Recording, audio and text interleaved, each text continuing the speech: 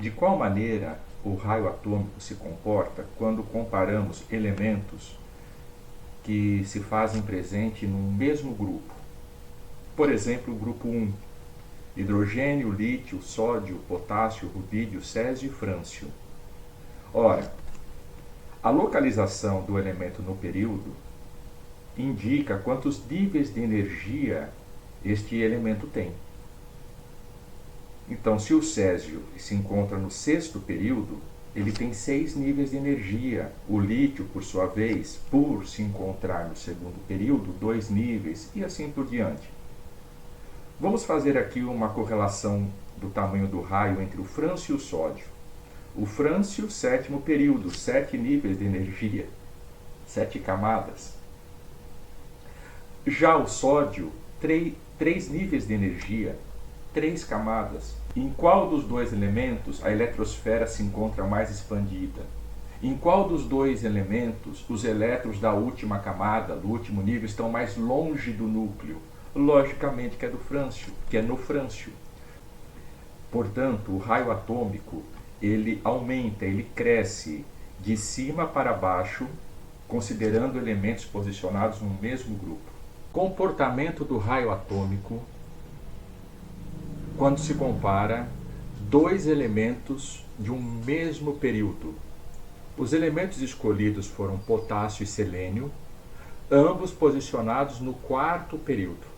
Portanto, cada um deles tem 4 níveis de energia. O potássio, ele tem 19 prótons. Já o selênio, ele tem 34. A distribuição do potássio é esta: 2 elétrons no primeiro nível, 8 no segundo, 8 no terceiro e 1 no quarto nível. Somando 2 com 8 dá 10, com 8 18, mais 1 19. O número de elétrons é igual ao número de prótons. A distribuição do selênio: 2 no primeiro, 8 no segundo, 18 no terceiro. Nós já temos aqui 2 com 8 são 10, com 18 28. Contem comigo.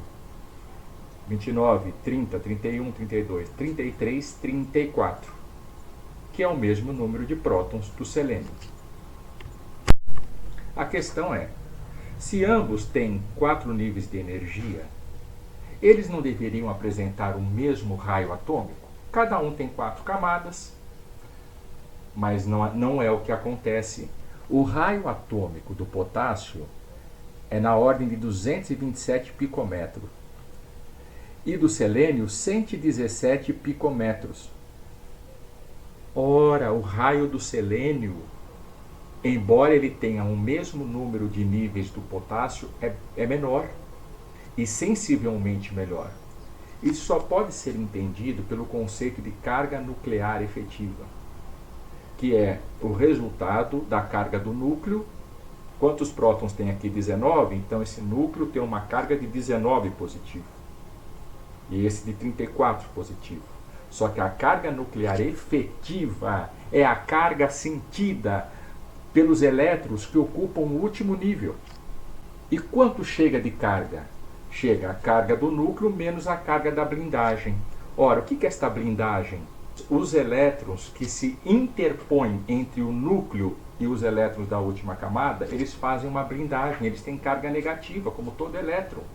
Acompanhem comigo. Não são 19 prótons? Quanto de carga?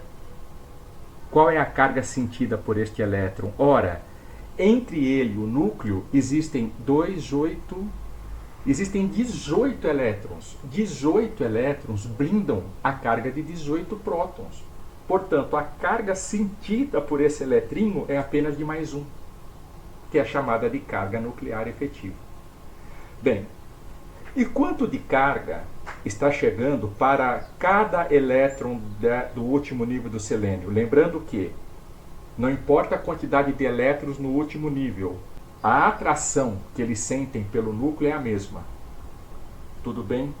Então, a atração que esse elétron sente pelo núcleo é a mesma que este elétron sente pelo núcleo, que é a mesma que esse sente pelo núcleo, e assim sucessivamente.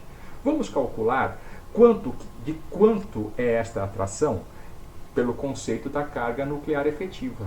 Carga do núcleo, selênio 34, quantos elétrons se interpõem entre o núcleo e cada um desses do último nível? 2 com 8, 10 com 18, 28. 28 elétrons anulam a carga de 28 prótons. Então a carga sentida por cada um desses eletrinhos aqui é apenas de 6+, que é a diferença de 34 para 28.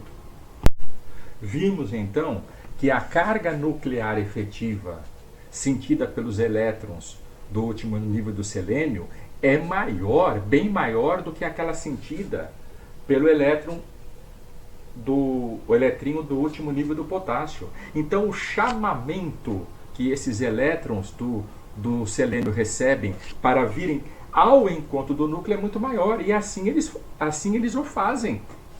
Acontece que quando eles se aproximam, é como se fosse um dominó, um monte de pecinha de dominó que se derruba a primeira, as outras caem. A eles se aproximarem do núcleo, eles impelem a terceira camada a fazer o mesmo. E a terceira impele a segunda, que impele a primeira. Portanto, todas as eletrosferas acabam se aproximando mais do núcleo, tornando o átomo mais compacto. Em outras palavras, diminuindo o tamanho do seu raio. Tenta-se explicar dessa maneira o quê? Que o raio no período ele cresce da direita para a esquerda. O potássio está posicionado à esquerda do selênio e o raio dele é maior do que o do selênio, ok? O raio cresce no período da direita para a esquerda. Qual a tendência do crescimento do raio na tabela periódica? Vimos que o raio aumenta de cima para baixo entre elementos posicionados no mesmo grupo e da direita para a esquerda em relação a elementos posicionados no mesmo período. Fazendo uma analogia com soma de vetores, imagine, eu tenho uma tendência, eu tenho um crescimento da direita para a esquerda e um crescimento de cima para baixo. Eu tenho uma resultante aqui na diagonal. Essa é a tendência de crescimento do raio atômico. Como o raio atômico se comporta quando um átomo ganha ou perde elétrons? Bem, nós temos aqui um metal. Esse cara é o potássio. Ele tem um elétron na última camada. O metal é eletropositivo, ele tem muita tendência em perder elétrons. Perdendo um elétron, ele já adquire a configuração eletrônica de um gás nobre. Olha aqui, 8 elétrons na última camada. O cátion é sempre menor do que o átomo neutro. Por que isso acontece? Menos elétrons na eletrosfera, vai existir uma menor repulsão entre os remanescentes, ou seja, aqueles que restaram na eletrosfera, aqueles que permaneceram na eletrosfera. Menor a repulsão entre eles, significa que eles estão um pouquinho mais perto do que na situação anterior, quando o átomo se encontrava no seu estado fundamental. Então, a eletrosfera do átomo dá uma encolhida. O raio do potássio positivo é menor do que o raio do potássio em seu estado fundamental. E bem menor, hein? 133 e aqui 227. Um ametal, selênio é um ametal. Um ametal ele tem uma quantidade de elétrons no seu último nível considerável. 5, 6, 7. Então o selênio tem 6. A fim de adquirir a configuração de um gás nobre, ele precisa ganhar 2 elétrons. Assim, no seu último nível, fica com 8 elétrons. Legal. Bem, o que acontece? Com a entrada desses 2 elétrons, com a chegada desses 2 elétrons, vai haver o quê? Uma quantidade de elétrons maior. Então, a repulsão entre eles aumenta, porque cargas de mesmo sinal se repelem. Se a repulsão aumenta, isso significa que eles vão querer ficar mais afastados uns dos outros. E esse maior afastamento leva a uma expansão da eletrosfera. Portanto, a eletrosfera de um íon, de um ânion, ela é maior do que quando comparada ao tamanho da eletrosfera de um átomo em seu estado fundamental.